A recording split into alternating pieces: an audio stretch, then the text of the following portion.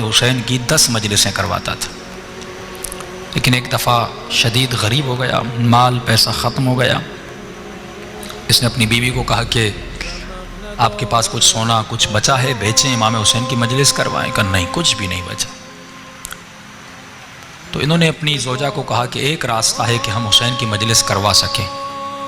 کہا کون سا راستہ؟ بردہ فروشوں کا زمانہ تھا۔ انہوں نے کہا اللہ نے ہمیں ایک بیٹا دیا ہے، اگر اجازت ہو اس بیٹے کو بردہ فروشوں کی بازار میں بیچ کے آؤں، ان پیسوں سے حسین ابن علی کی مجلس کروائیں۔ فرمایا اس ماں کی آنکھیں بھر آئیں۔ کہا کہ آپ یہ بھی کوئی پوچھنے کی بات ہے؟ جب کربلا میں زینب نے اپنے بچے قربان کیے، اس ذکر کو بچانے کے لیے چپا چپا کونا کونا بی بی نے تازیانے کھائے، زندانوں کی اذیتیں برداشت کی، میرا بیٹا کیا ہے، لے جاؤ۔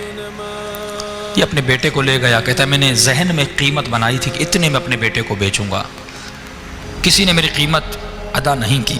دور سے ایک گھوڑے سوار آ رہا تھا، چہرے پہ نقاب لگا تھا، عربی لباس میں تھا، اس نے میری منہ مانگی قیمت سے بھی زیادہ مجھے پیسے دیے، میرے بیٹے کو لے کے چلا گیا۔ کہ راستے میں جب گھر کی طرف جا رہا تھا، بیٹا یاد آ رہا تھا اور آنکھوں سے آنسو بھی بہہ رہے تھے، لیکن میں اپنے خیال کو کربلا کی طرف لے جا رہا تھا۔ میں نے کہا حسین نے بھی تو علی اکبر قربان کیا تھا، زینب نے بھی تو اون و محمد کو قربان کیا تھا، رباب نے بھی تو علی اصغر کو قربان کیا تھا، میری قربانی کیا ہے؟ میرے بیٹے کے بدن پہ زخم تو نہیں لگیں گے، جیے گا، زندگی کرے گا، لیکن ماں باپ سے دور رہے گا۔ کہتا ہے گھر گیا، امام کی مجلس شروع کروائی، پہلا دن گزرا، دوسرا دن گزرا، تیسرے دن میرے دروازے پہ دستک ہوئی۔ جب میں نے دروازہ کھولا تو میرا نوجوان بیٹا دروازے پہ کھڑا تھا۔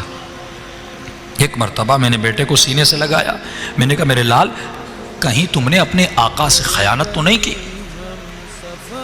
میں حسین کی مجلس حلال کی کمائی سے کروانا چاہتا ہوں، حرام کے پیسوں سے نہیں کروانا چاہتا، میرے لال پوری زندگی حلال کے مال سے کروائی، کہیں تو بھاگ کے تو نہیں آیا؟ بیٹے نے کہا نہیں بابا، میں بھی جانتا ہوں آپ نے کس مقصد کے لیے مجلس کروائی ہے، مجھ میں یہ جرت نہیں کہ میں بھاگ کے آ جاؤں۔ کہا پھر یہاں کیسے پہنچے؟ کہا بابا میرے آقا نے مجھے آزاد کر دیا۔ کہا بیٹا کیسے؟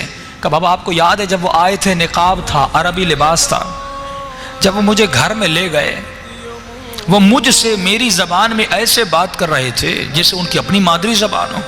میں نے کہا آقا آپ ہماری زبان کو اتنا اچھا کیسے جانتے؟ انہوں نے کہا ہم کائنات کی ہر زبان کو بولنا جانتے ہیں۔ کہ بابا 2-3 دن اپنے گھر میں ایسے رکھا جیسے کوئی اپنے بیٹوں کو پالتا ہے، کوئی تکلیف نہیں ملی۔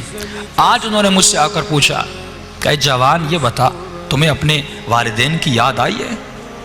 میں نے کہا آقا یاد تو آئی ہے، لیکن انہوں نے مجھے بڑے عظیم مقصد کے لیے بیچا ہے، میں واپس نہیں جاؤں گا۔